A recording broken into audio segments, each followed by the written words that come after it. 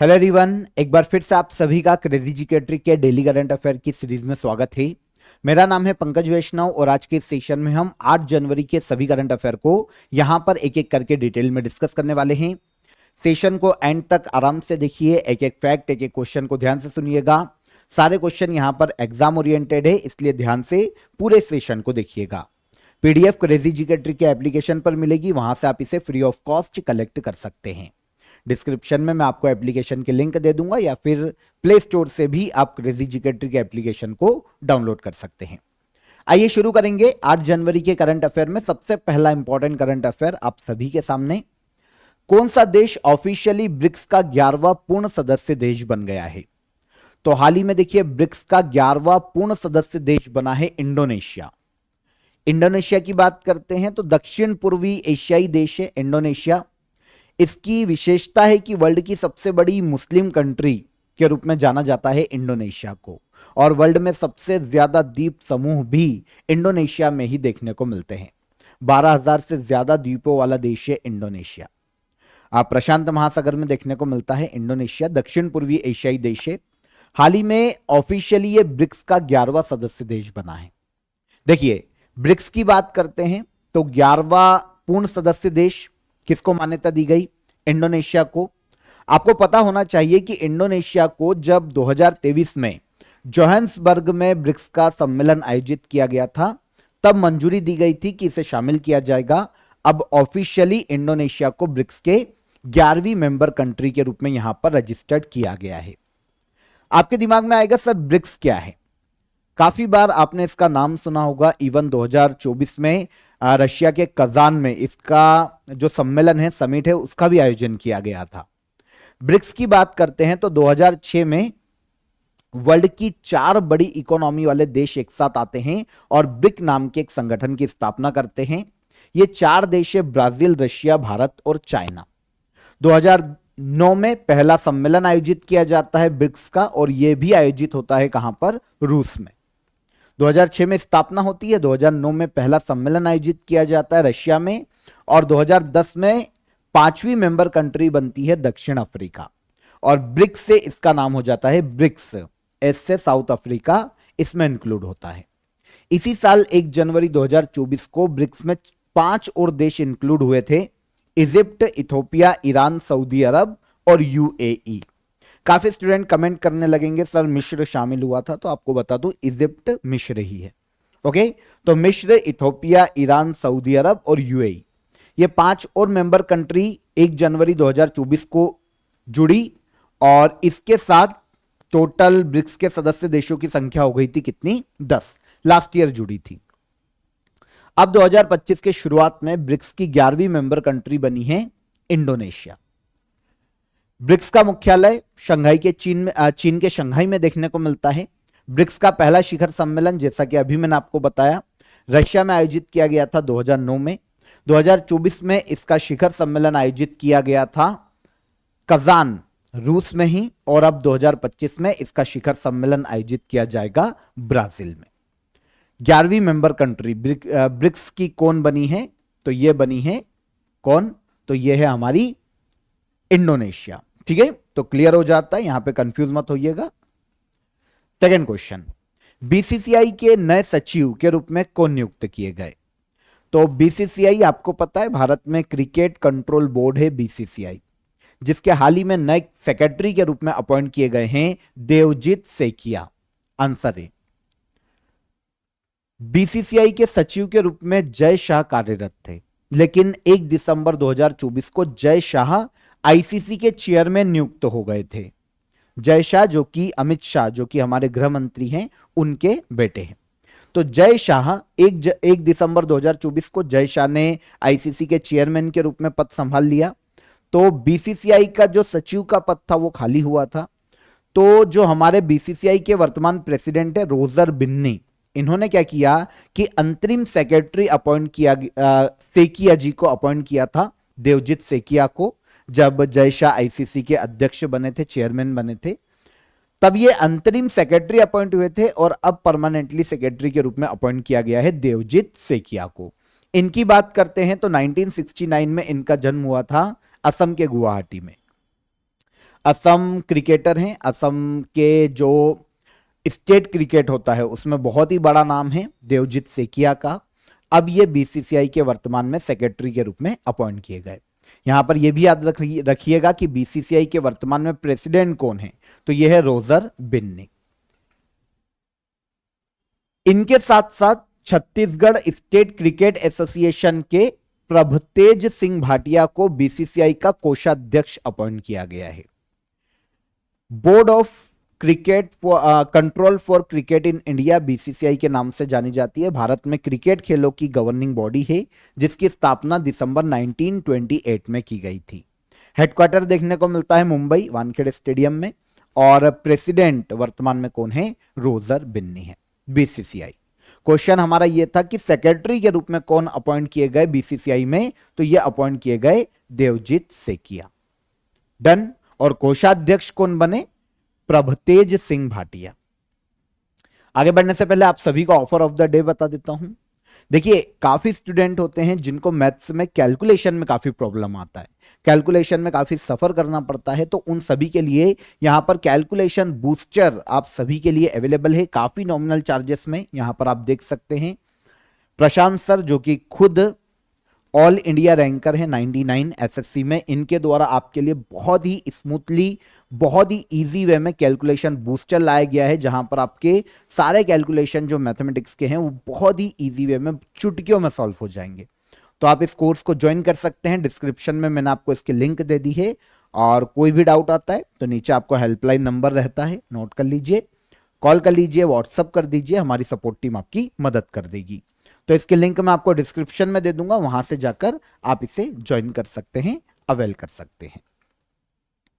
18वें प्रवासी भारतीय दिवस सम्मेलन 2025 का आयोजन कहां किया जा रहा है, तो 18th प्रवासी भारतीय दिवस कॉन्फ्रेंस 2025 इसका आयोजन किया जा रहा है ओडिशा के भुवनेश्वर में। ओडिशा के भुवनेश्वर में आज शुरू होगा, ये 8 से लेकर 10 जनवरी तक इसका आयोजन किया जाएगा। 18th प्रवासी भारतीय दिवस कॉन्फ्रेंस से देखिए, आपको कैजुअली ये चीज पता होना चाहिए कि महात्मा गांधी जब भारत आए थे 1915 में, 9 जनवरी 1915 को जब महात्मा गांधी साउथ अफ्रीका से इंडिया आए थे, तब उनके भारत आने के उपलक्ष्य में भारत में प्रवासी भारतीय दिवस के रूप में मनाया जाता है। अब इसी उपलक्ष्य में 2003 में शुरू किया गया था प्रवासी भारतीय दिवस सम्मेलन को। 2003 से यह आयोजित किया जाना शुरू किया गया, प्रवासी भारतीयों के सम्मान के प्रति इसकी शुरुआत की गई थी। पहले यह हर साल आयोजित होता था, लेकिन 2015 के बाद इसे 2 साल में एक बार आयोजित किया जाने लगा। 2023 में जो 17th प्रवासी भारतीय दिवस कॉन्फ्रेंस है उसका आयोजन किया गया था मध्य प्रदेश के इंदौर में 2023 में। और अब 18th प्रवासी भारतीय दिवस कॉन्फ्रेंस का आयोजन 2025 में कहां किया जा रहा है, ओडिशा के भुवनेश्वर में किया जा रहा है। तो जो बेसिक फैक्ट है जो कि एग्जाम में पूछे जा सकते हैं वो भी आपको यहां पर क्लियर हुए होंगे। अब जो 18th प्रवासी भारतीय दिवस कॉन्फ्रेंस है 8 से 10 जनवरी 2025 ओडिशा के भुवनेश्वर में, इनॉग्रेशन करेंगे इसका भारत के पीएम नरेंद्र मोदी। और इसकी जो थीम डिसाइड की गई है, डायस्पोरास कंट्रीब्यूशन टू अ विकसित भारत 2025 में 18th प्रवासी भारतीय दिवस कॉन्फ्रेंस की थीम है। क्वेश्चन एग्जाम में काफी बार यह भी पूछा गया है, प्रवासी भारतीय दिवस सम्मेलन के चीफ गेस्ट पूछे जाते हैं, तो यहां पर चीफ गेस्ट है त्रिनिदाद और टोबैगो की प्रेसिडेंट क्रिस्टीन कार्ला कंगालू। लेकिन यहां पर यह वर्चुअली संबोधित करेगी 18th प्रवासी भारतीय दिवस कॉन्फ्रेंस को। वर्चुअली यहां पर यह संबोधन करने वाली चीफ गेस्ट है त्रिनिदाद और टोबैगो, जो कि एक कैरेबियाई कंट्री है, इनकी प्रेसिडेंट है क्रिस्टीन कार्ला कंगालू। आपको देखिए त्रिनिदाद और टोबैगो के बारे में एक चीज और पता होना चाहिए, जो 78th सत्र आयोजित किया गया था यूनाइटेड नेशन जनरल असेंबली का 2023 में, उसकी अध्यक्षता भी त्रिनिदाद और टोबैगो देश के द्वारा ही की गई थी। और अब इसकी प्रेसिडेंट क्रिस्टीना कार्ला कंगालू भारत में चीफ गेस्ट बनी है 18th प्रवासी भारतीय दिवस कॉन्फ्रेंस की। आयोजन ओडिशा के भुवनेश्वर में। 50 से अधिक देशों के जो प्रवासी सदस्य यहां पर वो पार्टिसिपेट करने वाले हैं। अब बेसिक चीजें आपको सब क्लियर हो गई। 2003 में शुरू किया गया था, 2015 से 2 साल में एक बार आयोजित किया जाता है, और 17th प्रवासी भारतीय दिवस सम्मेलन जनवरी 2023 में आयोजित किया गया था मध्य प्रदेश के इंदौर में। आगे, श्रद्धालुओं की भीड़ के कारण मकर विलक्कू उत्सव चर्चा में रहा। यह किस राज्य में मनाया जाने वाला फेस्टिवल है? तो बहुत ही इंपॉर्टेंट क्वेश्चन है, यहां से जो आपको क्वेश्चन मिलेंगे ना वो बहुत ही इंपॉर्टेंट है। सबसे पहली चीज तो मकर विलक्कू फेस्टिवल की यहां पर बात की गई है। मकर विलक्कू फेस्टिवल की बात करें तो यह आयोजित किया जाता है भारत के केरला स्टेट में, केरल राज्य में मनाया जाने वाला एक रिलीजियस फेस्टिवल के रूप में देखा जाता है मकर विलक्कू फेस्टिवल। हाल ही में क्या हुआ है कि शबरीमाला मंदिर कहां पर है? केरल में, बहुत सुर्खियों में रहता है। अयप्पा मंदिर के रूप में अयप्पा भगवान की यहां पर पूजा की जाती है सबरीमाला, केरल राज्य में। यहां पर मकर विलक्कू फेस्टिवल मनाया जाता है हर साल। अब इस साल यह हुआ है कि अभी सुर्खियों में इसलिए था कि यहां पर भीड़ बहुत बढ़ गई है, क्योंकि जो श्रद्धालु आते हैं ना, उसके कारण जो लोकल पुलिस है केरल की, वहां की, उसने त्रावणकोर देव स्वयं बोर्ड से अनुरोध किया है कि भाई आप मदद करें ताकि भीड़ को कंट्रोल किया जा सके और उत्सव को शांतिपूर्वक कंडक्ट कराया जा सके। 5 जनवरी तक यहां पर ऑलमोस्ट 39 लाख जो डिवोटीज है, जो श्रद्धालु है, वो यहां पर यात्रा कर चुके हैं, दर्शन कर चुके हैं। तो बहुत ही भीड़ है। केरल का एक फेमस मंदिर है शबरीमला टेम्पल, जहां पर भगवान अयप्पा की पूजा की जाती है। यहां पर हर साल दिसंबर जनवरी माह में आयोजित किया जाता है मकर विलक्कू फेस्टिवल। मकर संक्रांति के दिन, उसके आसपास, दिसंबर से लेकर जनवरी तक ये शुरू हो जाता है दिसंबर में, और जनवरी तक मकर संक्रांति तक ये कंटिन्यू रहता है। 41 दिन के व्रत की जो परंपरा है वो काफी फेमस है मकर विलक्कू उत्सव में। आपने साउथ के एक अभिनेता को देखा होगा, रामचरण, उन्होंने, आपने देखा होगा ब्लैक कपड़े पहन के 41 दिन तक चप्पल भी नहीं पहनते, तो वो भगवान अयप्पा के सम्मान में ही वो व्रत है 41 डेज का।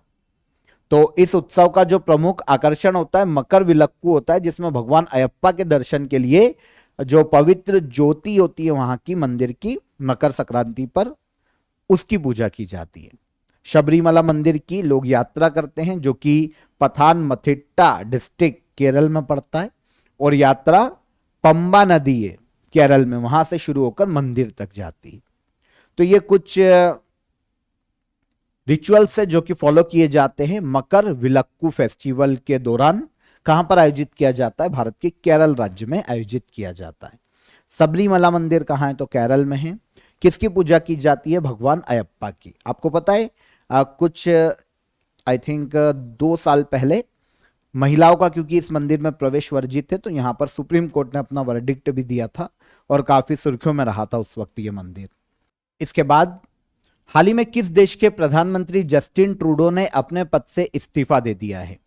तो जस्टिन ट्रूडो की बात करें तो ये कनाडा के पीएम के पद पर थे, जिन्होंने हाल ही में अपने पीएम पद से इस्तीफा दे दिया है।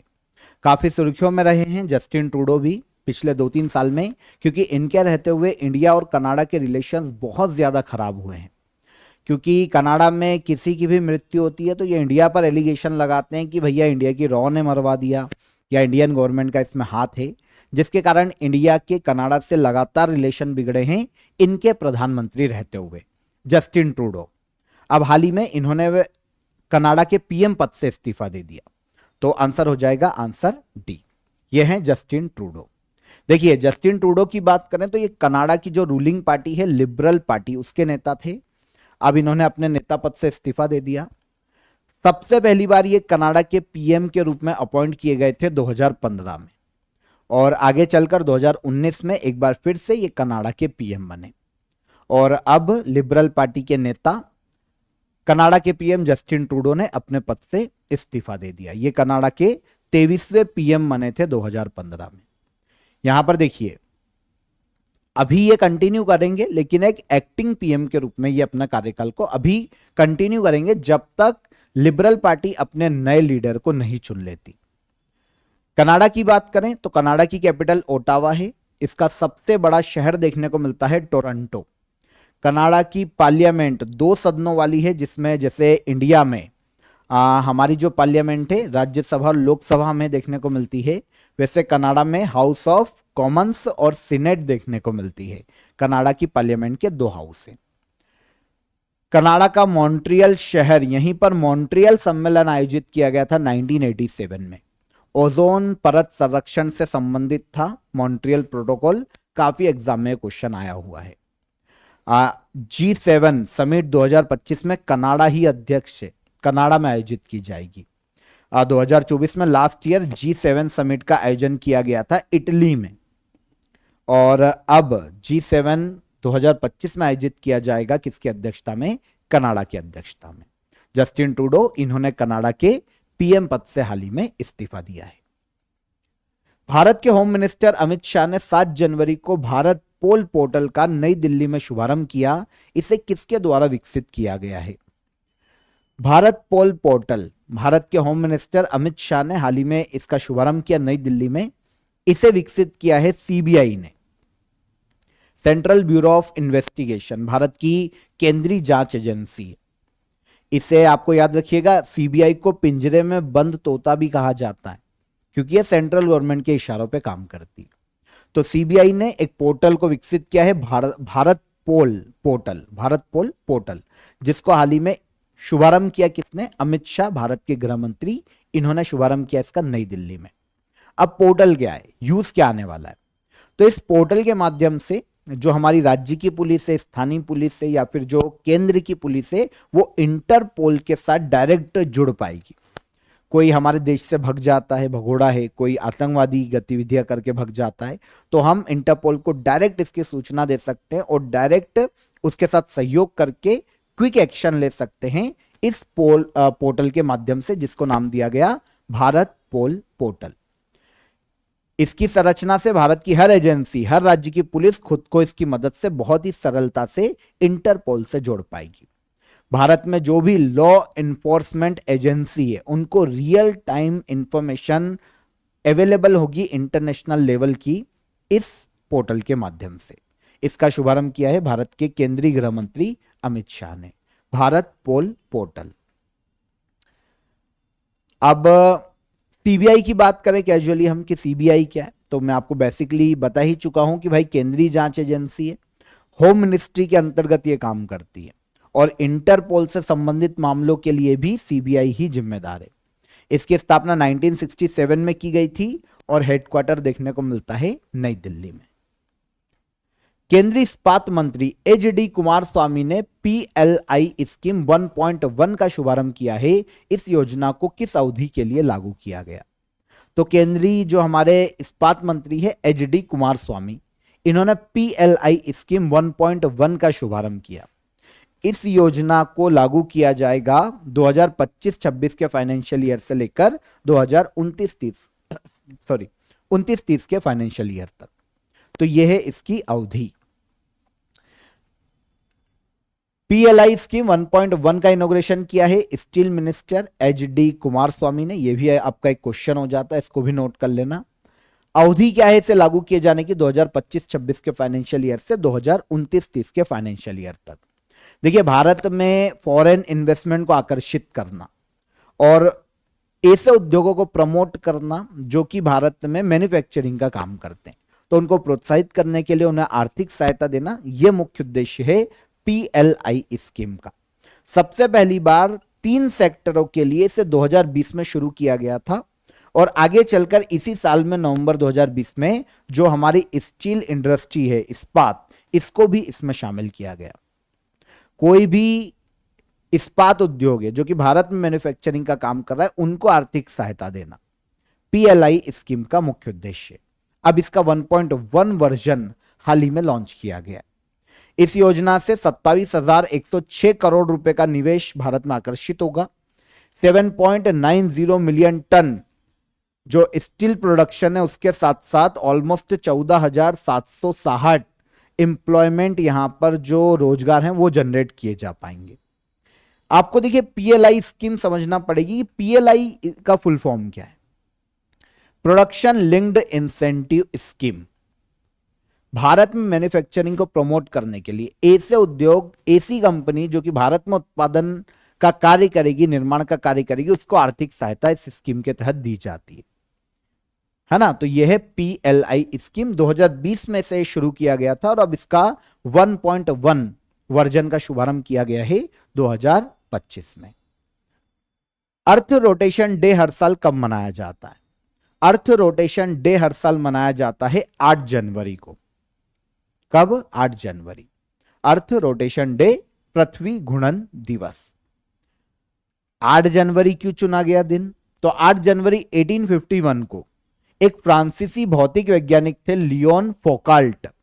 इन्होंने इस थ्योरी को साबित किया था कि पृथ्वी अपने अक्ष पर घूमती है 360 डिग्री, और इसके लिए 8 जनवरी 1851 का दिन था जब इन्होंने पृथ्वी के घूमने के तरीके को जनता के सामने प्रदर्शित किया था।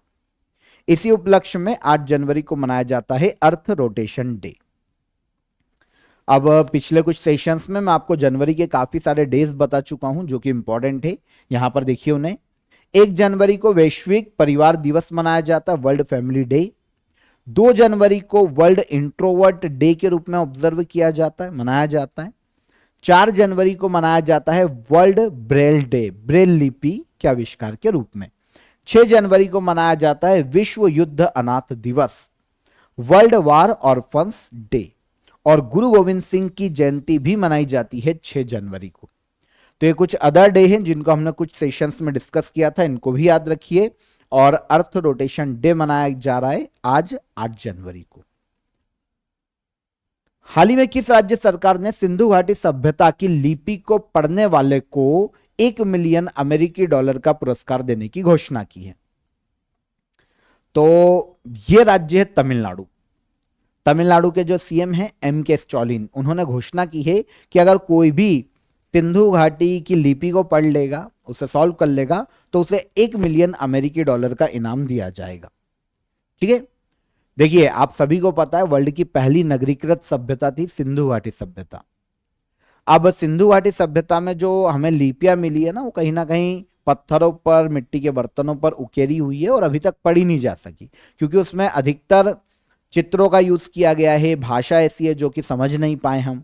अगर इसको सॉल्व कर लिया जाता है तो हमको ये समझ में आएगा कि भैया सिंधु घाटी सभ्यता और आगे आने वाली जो वैदिक सभ्यता थी उनमें क्या रिलेशन है और क्या कारण रहा कि सिंधु घाटी सभ्यता पूरी तरीके से खत्म हो गई। ये कुछ इतिहास के ऐसे क्वेश्चन हैं जो कि हमेशा हमें चाहिए रहेंगे, और इसे सॉल्व करने के लिए जरूरी है कि हम सिंधु घाटी सभ्यता की लिपि को समझ पाए। तो इसीलिए तमिलनाडु के सीएम MK स्टालिन ने घोषणा की है कि भैया कोई भी एक्सपर्ट या ऑर्गेनाइजेशन अगर इंडस वैली सिविलाइजेशन की स्क्रिप्ट को समझ लेगा तो उसको $1 मिलियन की राशि दी जाएगी। आपको पता होना चाहिए इंडस वैली सिविलाइजेशन की खोज एक ब्रिटिश आर्कियोलॉजिस्ट ने की थी, जॉन मार्शल ने, ऑलमोस्ट 1900 ईस्वी के आसपास। लेकिन उस वक्त इनको पता नहीं था कि ये क्या है। आगे चलकर 1921 में दयानंद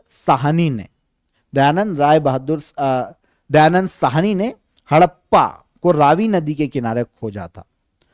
तो यहां से सिंधु घाटी सभ्यता का पहला नगर देखने को मिलता है हड़प्पा के रूप में, और उसके बाद तो फिर मोहनजोदड़ो, लोथल, कालीबंगा और बहुत सारे प्लेसेस बाद में मिले।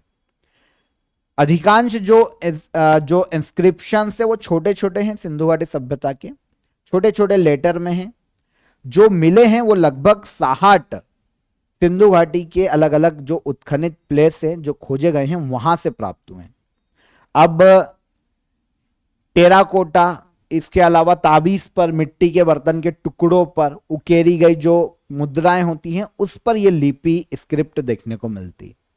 आमतौर पर क्या होता है कि ये राइट से लेफ्ट लिखी गई है, लेकिन बहुत जगह ये बोस्ट्रोफेडॉन शैली में भी देखने को मिलती है, राइट से लेफ्ट और फिर वहीं से घूम के लेफ्ट से राइट। तो बहुत सारी जगह ऐसी भी देखने को मिलती है। अभी तक पढ़ी नहीं गई क्योंकि चित्र, चिन्ह, इनका यूज सबसे ज्यादा किया गया। तो अब अगर कोई पढ़ लेता है तो तमिलनाडु सरकार ने घोषणा की है कि $1 मिलियन उसे दिया जाएगा। नई दिल्ली में पंचायत से पार्लियामेंट 2.0 का इनॉग्रेशन किसने किया? तो नई दिल्ली में पंचायत से पार्लियामेंट 2.0 इनिशिएटिव का इनॉग्रेशन किया है भारत के लोकसभा स्पीकर ओम बिरला ने। किसने? ओम बिरला। यह है ओम बिरला। पंचायत से पार्लियामेंट 2.0 इनिशिएटिव का इन्होंने इनॉग्रेशन किया नई दिल्ली में। देखिए, मिनिस्ट्री ऑफ ट्राइबल अफेयर्स जो हमारा जनजाति कार्य मंत्रालय है, वो और लोकसभा सचिवालय, इनके सहयोग से जो नेशनल कमीशन फॉर विमेन है, राष्ट्रीय महिला आयोग, उसने आयोजित करवाया है पार्लियामेंट से पंचायत 2.0 इनिशिएटिव को। प्रोग्राम जो ट्राइबल लीडर हैं बिरसा मुंडा, इनकी 150वीं बर्थ एनिवर्सरी के उपलक्ष्य में मनाया जा रहा है। आपको पता है अभी बिरसा मुंडा जी की 150वीं बर्थ एनिवर्सरी मनाई गई थी। जनजाति गौरव दिवस मनाया जाता है उस दिन। डेट कमेंट करना कि किस दिन जनजाति गौरव दिवस मनाते हैं बिरसा मुंडा जी की जन्म तिथि। कर दोगे कमेंट में, बताओ डेट क्या है। पंचायत से पार्लियामेंट 2.0 इनिशिएटिव की बात करें तो देखिए, अर्बन लोकल बॉडीज और पंचायतों से अलग अलग बैकग्राउंड से जो भी महिलाएं इलेक्ट होकर पार्लियामेंट तक पहुंची है, उन सभी को कॉन्स्टिट्यूशनल प्रोविजंस के बारे में जानकारी देना, पार्लियामेंट्री प्रोसीजर कैसी होती है उसके बारे में बताना, शासन की जानकारी देना कि वो कैसे चलेगा, पार्लियामेंट की जो वर्क प्रोसेस है वो कैसे चलती है। तो ये छोटी छोटी चीजों के बारे में उन महिलाओं को अवेयर करना, यही है पार्लियामेंट 2.0 प्रोग्राम, पंचायत से पार्लियामेंट 2.0 इनिशिएटिव। ओके, तो महिलाओं को सशक्त बनाना इसका मुख्य उद्देश्य, महिला जागरूकता और एक सशक्तिकरण पहल के रूप में इसे देखा जाता है। दिल्ली में इसका इनॉग्रेशन किया ओम बिरला, भारत के लोकसभा स्पीकर है। वैसे महिलाओं के हित के लिए, सशक्तिकरण के लिए आपको पता है काफी सारे प्रोविजन किए गए, स्पेशली जो अमेंडमेंट है वो काफी इंपॉर्टेंट है। 73 और 74 कॉन्स्टिट्यूशनल अमेंडमेंट इसमें सबसे इंपॉर्टेंट है। अगर हम 73 और 74वें संविधान संशोधन की बात करते तो पंचायती राज से संबंधित है, 1992 में हुए थे। इसमें महिलाओं को पंचायतों में 33% आरक्षण दिया गया था। और सेम 106वां जो संविधान संशोधन अधिनियम है 2023 में आया था और 24 की शुरुआत में लागू हुआ था। तो 106वें संविधान संशोधन अधिनियम के द्वारा भी महिलाओं को लोकसभा, राज्य की विधानसभा, दिल्ली विधानसभा, यहां पर 1/3 आरक्षण दिया गया है। तो ये विमेंस रिजर्वेशन के लिए कॉन्स्टिट्यूशन के पॉइंट ऑफ व्यू से अमेंडमेंट है, जो कि आपको याद रखना चाहिए। तो यहां पर हमने 8 जनवरी के सभी करंट अफेयर डिटेल में समझे। अब हम लास्ट डे के करंट अफेयर को यहां पर रिवाइज करेंगे। हाल ही में आयोजित 82वें गोल्डन ग्लोब अवार्ड 2025 में best motion picture non English language का गोल्डन ग्लोब अवार्ड किसे दिया गया? तो यह दिया गया एमिलिया पेरेस को। सेकेंड, हाल ही में जारी आंकड़ों के अनुसार मेट्रो रेल नेटवर्क के मामले में भारत विश्व में किस स्थान पर है? तो इंडिया है तीसरे स्थान पर। पहले पर चाइना, सेकंड पर अमेरिका और थर्ड पर इंडिया। भारत के किस राज्य की टोडा जनजाति में मोधवेथ उत्सव नव वर्ष के रूप में मनाया गया? तो यह तमिलनाडु की जनजाति है टोडा जनजाति। 10वें अजंता एलोरा फिल्म फेस्टिवल 2025 में पद्म पाणी लाइफ टाइम अचीवमेंट अवार्ड किसे दिया गया? तो यह दिया गया साई परांजपे को। Answer C. विश्व युद्ध अनाथ दिवस हर साल कब मनाया जाता है? अभी हमने बात की, वर्ल्ड वॉर ऑर्फन्स डे मनाया जाता है 6 जनवरी।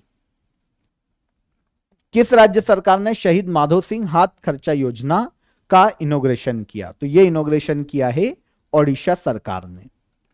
हाल ही में आयोजित बॉर्डर गावस्कर ट्रॉफी 2024-25 का खिताब ऑस्ट्रेलिया ने भारत को कितने मैचों से हराकर जीता?